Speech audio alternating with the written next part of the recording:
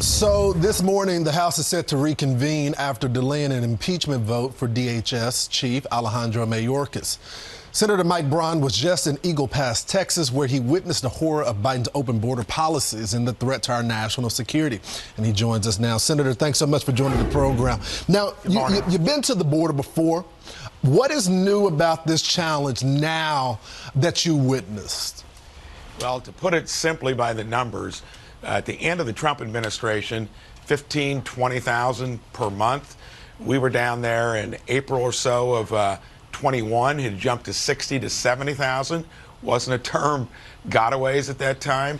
Simply overwhelming.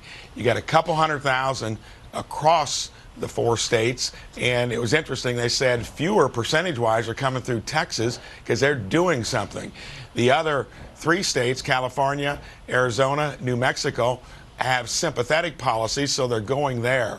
But we're up to 200,000 a month with 60,000 gotaways. This town of Eagle Pass, 28,000 people, are now confronting 3,000 to 4,000 people daily. It's swamping the system, the resources. They are frustrated. And when I got the call from our Indiana Sheriff's Association that they're going down there, 24 sheriffs of our 92 counties, because it's impacting every place across the country, it was an eye-opener to just listen to them. There's no law enforcement. It's basically triage.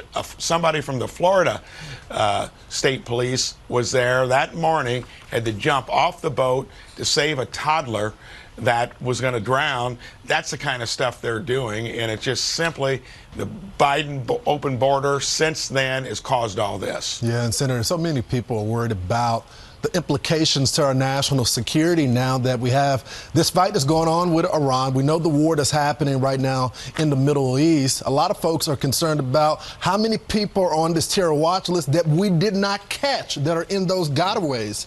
Senator, I want to get your comment on this $6 billion now that the administration is planning on investing into climate change. How bad is that for the American people, and what type of regulations are we going to see new from this White House? First of all, they call it an investment. I call it every penny of that will be borrowed, okay? I'm on the budget committee, which we haven't done budgets since I've been here in 5 years. Haven't done one since the late 90s that we've actually stuck to. It's another example. We don't talk about budget mechanics. We don't talk about reining it in. On even the budget committee, it's climate. It's some woke issue, one after another. It's another example where they're lost focus. I think the American people are going to hold accountable not only the budget mess that we're confronting, but focus on issues like this. When you've got the border, you got a bad economy. Look at the peace and prosperity we had pre-COVID. Look how well things were working. Get off of these issues. Start attending to the real ones. Yeah, so Senator, I'm so glad that you brought up budget, and there was such this push to return to regular order to make sure that we do the necessary cuts. Are we heading down to another government shutdown? It looks like there's a split amongst the ranks of the cuts versus just passing another CR. What do you see happening here? It's the same old, same old. I mean, I come from the world of running a small business that grew into a larger one over time. You could never get by with that. In a state legislature that did regular order, we got our budget done in 3.5 months.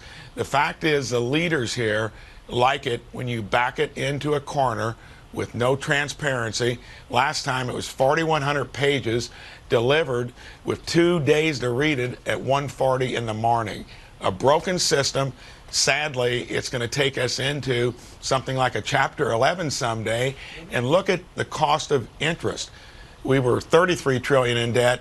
Now, 18 when I got here. Do the math. It's going to be a disaster. Senator, I take it that the folks that voted for that bill, that was not enough time to read the entire bill, right? No, I think that's about 3 times the size of the Bible. So that's a sad feature of how we run the biggest business in the world. I've never heard it put that way. That was great, Senator. Thanks so much for getting up this morning. You bet.